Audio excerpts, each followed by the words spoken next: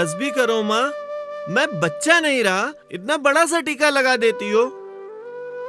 Office में देख के सब हंसते हैं। मैं ऑफिस जा रहा हूँ संगम स्नान करने नहीं, मुझे 4 लोगों से मिलना जुलना पड़ता है, और आप हो कि बस। ले बेटा, प्रसाद तो लेता जा। छोड़ो माँ, नाश्ते में भी बटर टोस्ट खाया है, मुंह का स्वाद खराब कर दोगी। रखो, शाम को खाता हूँ। हे प्रभु, माफ करना। प्रभु, तुमने तो सबरी के झूठे बेर भी बड़े चाव से खाए थे। द्वापर में काना बनकर घर घर जाकर सबकी माओं से मांग मांग कर मक्खन खाया था, और मेरा बेटा पूजा और प्रसाद से बचता फिरता है। रक्षा करना प्रभु, रक्षा करना। नादान है वो, उसकी गलतियों पर मुझे माफ करना, क्षमा करना प्रभु। हाँ हाँ बेटा, नादान ही तो है आपका। नादान नहीं होता तो आपको थोड़ी ना ढो रहा होता। जेठ जी की तरीके आराम से अपनी जिंदगी जी रहा होता। एक वो जेठानी जी हैं, आराम से अपनी जिंदगी जी रही हैं ऐश के साथ, और हमें यहाँ नरक में डाल रखा है आपको झेलने के लिए। एक तो इतनी कम कमाई, ऊपर से इतने खर्चे, ऊपर से डेली आपकी नई नई फरमाइशें। बेटा आज दवा नहीं है, बेटा आज चश्मा टूट गया, बेटा शाम को डॉक्टर से मिल। परेशान हो गई हूँ मैं आपके डेली के नाटक से। हाँ बहू, ये नाटक ही तो है, और हम सब इसके किरदार। इतने सालों से मैं नाटक ही तो करती आ रही हूँ। तेरे पति को अपनी कोख में 9 महीने रखने का नाटक, दुनिया की सबसे भयानक पीड़ा को सहकर एक बच्चे को जन्म देने का नाटक, खुद गीले में सोकर उसे सूखे में चैन की नींद सुलाने का नाटक, बुखार से तपते बदन को अपनी छाती से लगाकर पूरी रात जागकर सुलाने का नाटक, अपने छाती के दूध की एक एक बूंद में उसकी जिंदगी तलाशने का नाटक, उसकी हजारों बलाओं को अपने ऊपर लेने का नाटक।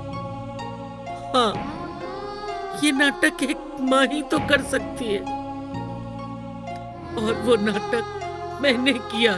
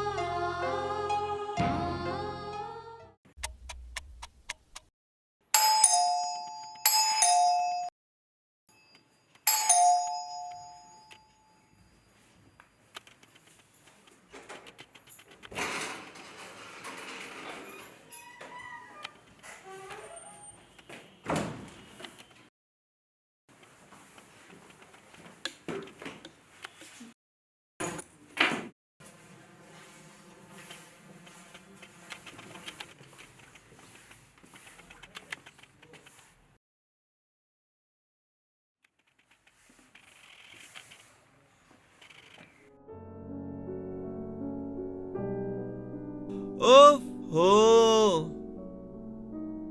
क्या बात है पूनम, आज इस पूनम के चांद पे ग्रहण क्यों लगा हुआ है?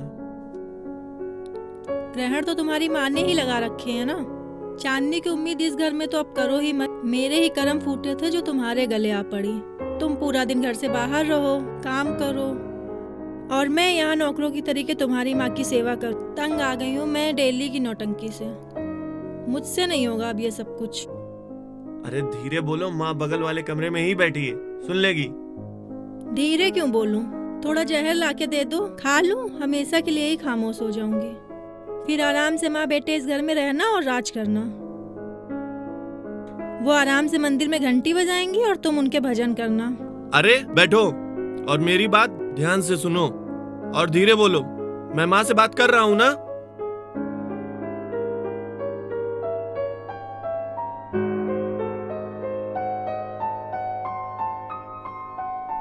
आ गया बेटा?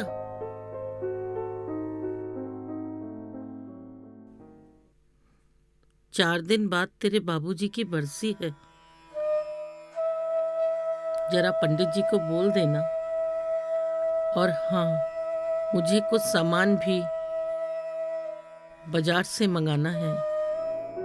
जब भी मैं तुमसे कोई बात करने आता हूँ तुम्हारी लंबी चौड़ी लिस्ट सामने आ जाती है। तुम्हें बाबूजी की 1 साल पुरानी बरसी याद है? तुम्हें अपनी बहू की हंसी खुशी से कोई मतलब नहीं? उसका मुरझाया हुआ चेहरा तुम्हें नहीं दिखाई देता? मुझे कोई बरसी वर्सी नहीं करनी। वैसे भी इस समय मेरा हाथ बहुत तंग है। हाँ, अगर आपके पास पैसे हैं तो आप खूब लुटाइए, पड़ोसियों को बुला के भंडारा करवाइए, बट मुझे बख्श दीजिए।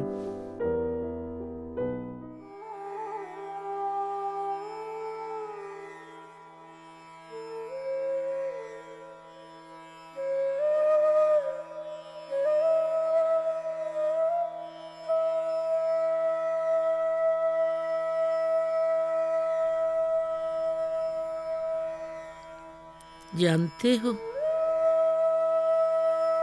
अपना बेटा कितना बड़ा हो गया है और कितना समझदार भी।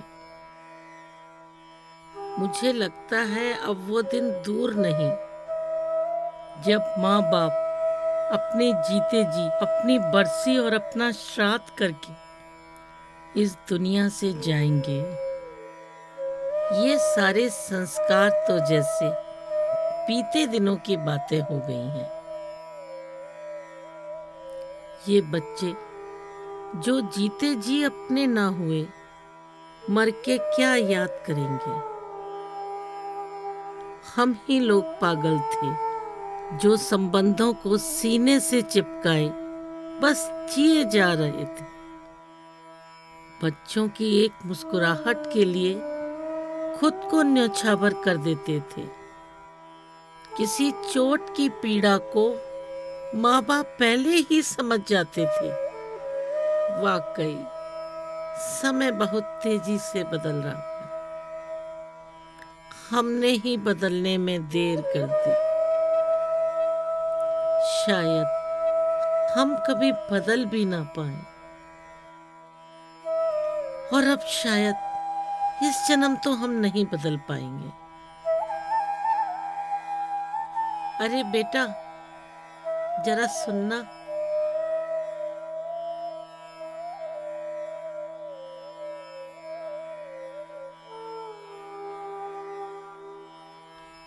आओ बेटा।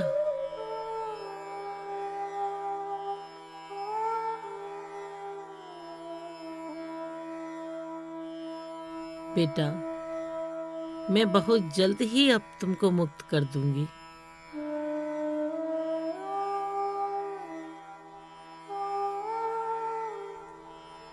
मैं तो तुझसे मुक्त नहीं हो सकती बेटा, क्योंकि तू मेरा खून है, तू मेरा अंश है बेटा। जानता है बेटा, जब एक बच्चे का जन्म होता है ना, तो उसकी माँ का भी वो दूसरा जन्म होता है। और बेटा, शादी से पहले एक लड़की किसी की बहन होती है, किसी की बेटी होती है, फिर वो पत्नी बनती है। और तू जानता है, जब वो अपने संतान को जन्म देती है तब वो माँ कहलाती है। बेटा, अब मैं वृद्धाश्रम जा रही हूँ। क्या? वृद्धाश्रम? हाँ बेटा, वृद्धाश्रम। मैं खुद ही वृद्धाश्रम चली जाऊंगी, क्योंकि अगर तुम मुझे छोड़ने जाओगे ना, तो लोग तरह तरह के सवाल पूछेंगे। लोग तुम पर ताने कसेंगे। तुम्हें आते जाते लोग किसी न किसी बात पर पतंगड़ बनाएंगे। और मैं नहीं चाहती कि लोग तुम पर ताने कसें। इसीलिए मैं खुद ही वृद्धाश्रम चली जाऊंगी। ओ बेटा, घर की बात अगर घर में ही रहे तो बहुत अच्छा है।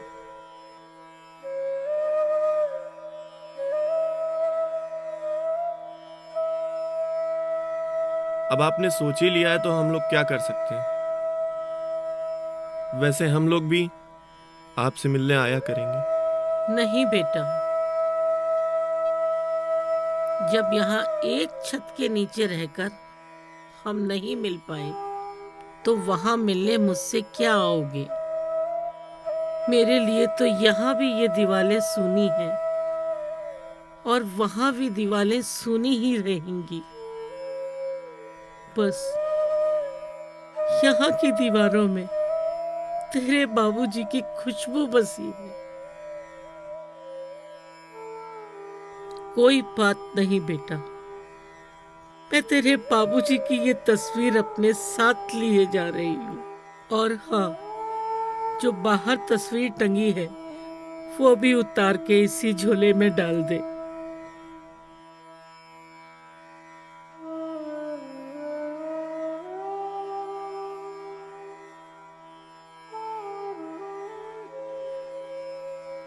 चल।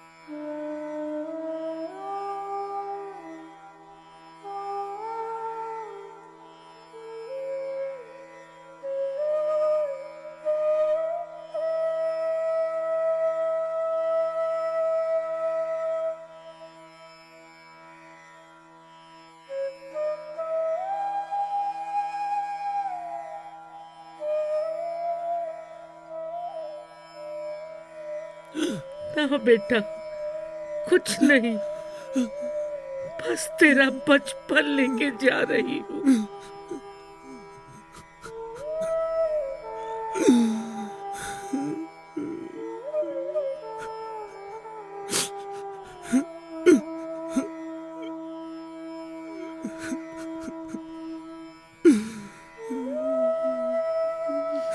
तेरा बचपन लेके जा रही हूँ बेटा,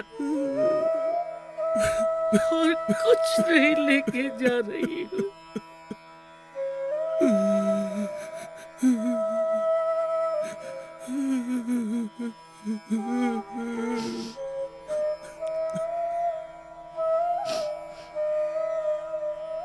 ये भी रख दे अपने पिताजी की तस्वीर के साथ।